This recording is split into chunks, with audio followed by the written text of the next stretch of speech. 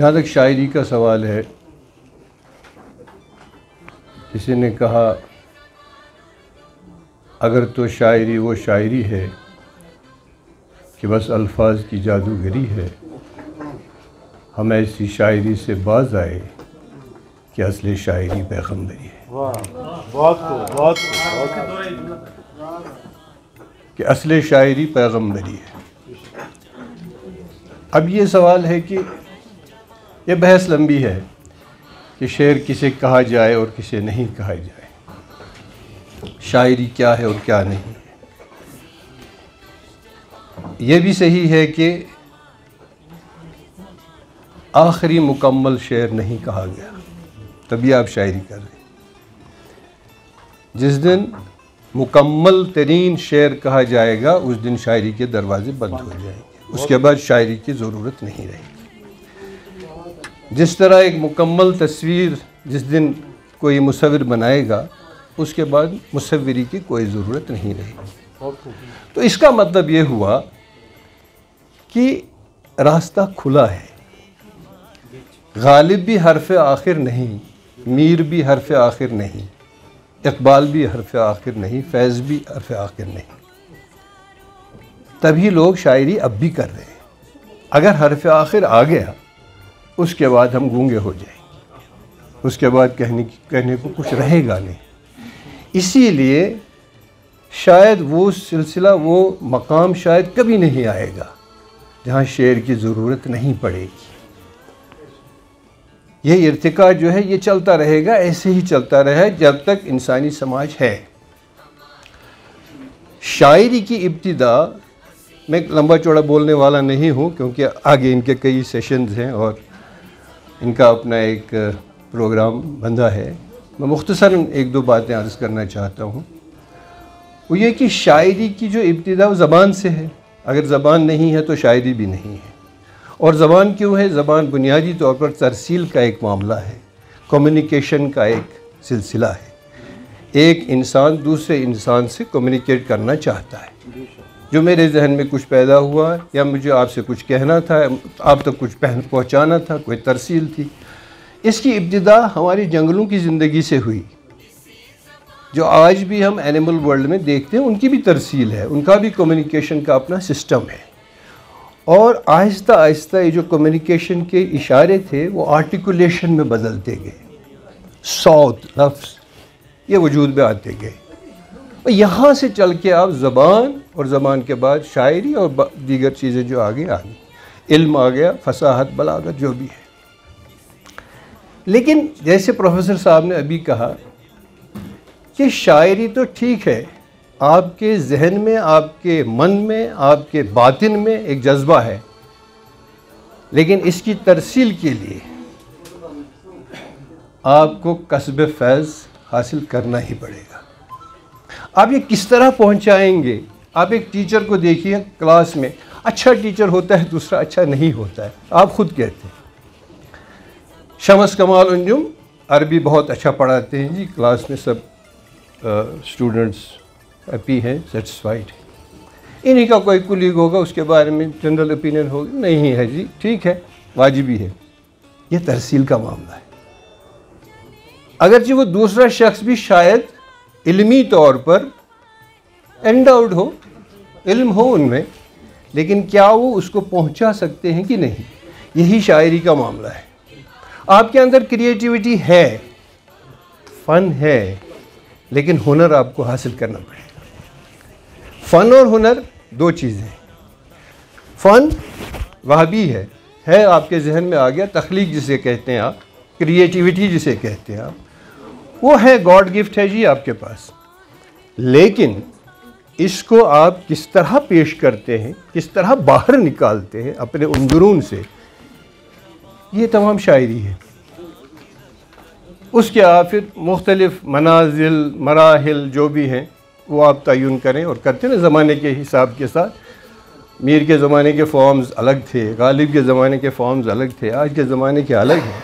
आज आपका artificial intelligence आ गया है सामने। मेरे बेटे ने परसों मुझे दिखाया, एक दिन बैठे बैठे कहा मैं आपको दिखा, आप शायरी करते हैं ना ज़बरदस्त। उसने ये ऐप खोली, उसने कहा बताइए कौन सी नज़म आपको चाहिए अंग्रेज़ी में। मैंने कहा चलो, उन्होंने कहा मौजू तय कीजिए। मैंने कहा क्लाउड। कहा कितने लाइंस की नज़म चाहिए। मैंने कहा 32। उसने कहा किस रंग में चाहिए। शेक्सपियर जिस रंग में लिखता था, वर्ड्सवर्थ जिस रंग में लिखता था, चूज़ कीजिए। और कुछ एलिमेंट्स हैं जो आप इसमें डालना चाहते हैं। मैंने कहा हाँ, रेन भी आना चाहिए, सनलाइट भी आनी चाहिए, सनशाइन भी आना चाहिए। 2-4 चीज़ें मैंने इसको बता दी। फिर मैंने कहा Wordsworth. Within a second there was a poem of 32 lines on my laptop, complete। मतलब आप किसी भी नज़म के मुकाबले में इसको खड़ा करें, आपके लिए ये पहचानना मुश्किल हो जाएगा कि ये आर्टिफिशियल इंटेलिजेंस वाला ज़माना है और ये वर्ड्सवर्थ की नज़म नहीं है। आपका ये भी मुकाबला है। आने वाला जो टेक्नोलॉजिकल जो आज का ज़माना है और आने वाला ज़माना जो है, मैं तो सोचते ही घबरा जाता हूँ कि आगे क्या क्या होने वाला है। क्या हम उसके साथ, can we keep pace with that. Your poetry has to keep pace with that and accept those challenges also. अगर आपको क्रिएटिव रहना है, अगर मशीन पर छोड़ देना है तो छोड़ दीजिए, मामला ख़त्म हो गया, हम कराए हम अपना काम। तो इस सिम्पोजियम में, जो 2 दिन का सिम्पोजियम है, ऐसे मसाइल, इनके भी निशानदेही हो। एक और बात कहता चलो आखिरी, ऐसे इन्होंने कहा मैं विंटर बाहर गुजारता हूँ, बूढ़ा हो गया हूँ, यहाँ ठंड ज़्यादा लगती है और जम्मू वाले मुझे बहुत प्यार करते हैं। तो मैं जम्मू में था 2-4 महीने पहले, किसी ने मुझे फ़ोन किया, अननोन नंबर था। अलग के बाद हाँ जी हमने कहीं से आपका नंबर, फिर उन्होंने किसी का रेफरेंस दिया, किसी मेरे दोस्त का जानने वाले। हाँ जी अच्छा फरमाइए क्या बात है, क्या कर सकता हूँ। मेरी जी बेटी है, वो 11th में पढ़ती है। मैंने कहा ठीक है मरहबा। कहा वो शायरी करती है और आपसे मशवरा करना चाहती है। अब ये तो एक अजीब सा सिलसिला है। 15-16 साल की बच्ची है, वो शायरी करती है। मैंने कहा ठीक है, मैं अभी जम्मू में हूँ, अभी मैं कश्मीर में नहीं आया, जब आऊँगा तो फिर देखते हैं, करते हैं उनसे बात कभी, क्योंकि मैं उनको डिस्करेज भी नहीं करना चाहता था। और जो उन्होंने एक ताल्लुक़ भी मुझसे दरियाफ़्त किया था, तो उस हिसाब से भी था कि मैं ना करूँ। बहरहाल मेरे ख्याल में 10-20 दिन गुजर गए, तो फिर उन्होंने फ़ोन किया और बार बार यही पूछते रहे कि आप कब आ रहे हैं। तो ये कम से कम 4-5 महीनों में उन्होंने 5 बार या 6 बार मुझे फ़ोन किया होगा, ये जानने के लिए कि मैं कब वारिद कश्मीर होता हूँ। बहरहाल मैं आया, उसके 2-4 दिन के बाद उनका फिर फ़ोन आया। मैंने कहा हाँ मैं आया हूँ, लेकिन अभी मौसम की वजह से काफ़ी वो एलर्जी, तो उस दिन भी टल गया। अगले हफ्ते फिर फ़ोन आया। अब मैं ये कहना चाहता हूँ, एंथुसियाज्म की बात है ना। तो अगले हफ्ते उनका फिर कोई चारा नहीं था, मैंने उनको वक्त दिया, कहीं मिलने का तयन किया और हम वहाँ चले गए। थोड़ी देर के बाद वो अपनी बेटी को लेकर आ गए। बड़े सुलझे हुए इंसान हैं, शख्स हैं और अच्छे ओहदे पर भी हैं, ठीक ठाक। बेटी से मैंने बात की। मैंने कहा हाँ बेटा क्या है, क्या कर रहे हो। मैं जी कहीं बड़े अच्छे सरकारी जो अंग्रेज़ी स्कूल यहाँ हैं उनमें ज़ेर तालीम है, अंग्रेज़ी बहुत अच्छा बोलती है। तो वो 2 कापियाँ लेके आई थी, जो नोटबुक्स, इसमें शायरी है, दोनों भरी हुई शायरी, और किसी पे ऊपर गज़ल लिखा है, किसी पे नज़म लिखा है, किसी पे कसीदा लिखा है, किसी पे मर्ज़िया लिखा है, जो भी है तो सारा जो आप उसको उस हिसाब से देखें तो ऊट पटांग है। मतलब गज़ल का जो अपना फॉर्मेट है, काफ़िया है, रदीफ़ है, वज़न है, बहर है, ऐसा कुछ भी नहीं है और एक्सपेक्टेड भी नहीं है। इस स्टेज पर शायद एक्सपेक्टेड भी नहीं है, नहीं करना चाहिए, उम्मीद नहीं करनी चाहिए, लेकिन एक जुनून है। शायरी के लवाज़िमात नहीं है जो प्रोफेसर साहब के सामने डाला जाए, आपके सामने डाला जाए तो आपके ये कौन सी शायरी हुई, ये तो बकवास है। कहने को तो मैं भी कह सकता था, लेकिन जब मैंने उस लड़की का एंथुसियाज्म देखा, मैंने कहा उर्दू ही क्यों। अब बात यह है देखा आप अंग्रेज़ी इतना अच्छा बोलती हैं। अब यहाँ कई लोग अंग्रेज़ी लिखते हैं, मुझ जैसा नाबकार भी लिख रहा है, काफ़ी लोग अंग्रेज़ी लिख रहे हैं जी शहर में, अच्छा लिखते हैं जो यंगस्टर्स हैं। I am very hopeful. मैंने कहा अंग्रेज़ी क्यों नहीं, अंग्रेज़ी तो आपका ओढ़ना बिछोड़ना इतना अच्छा बोलती भी हैं, वाई उर्दू? उर्दू तो आप बस, ये तो आखिरी जंग लड़ रही है जी उर्दू आपकी। उसने कहा ये बहुत मीठी ज़बान है। ये उस लड़की ने कहा।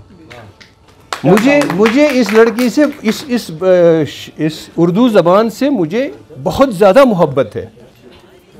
ये गारंटी है इस ज़बान की सर्वाइवल की। अगले 60 साल तक, 70 साल तक, 80 साल तक वो जिए, 100 साल जिए वो बच्ची, जब तक वो जिएगी तब तक उर्दू आपकी ज़िंदा है।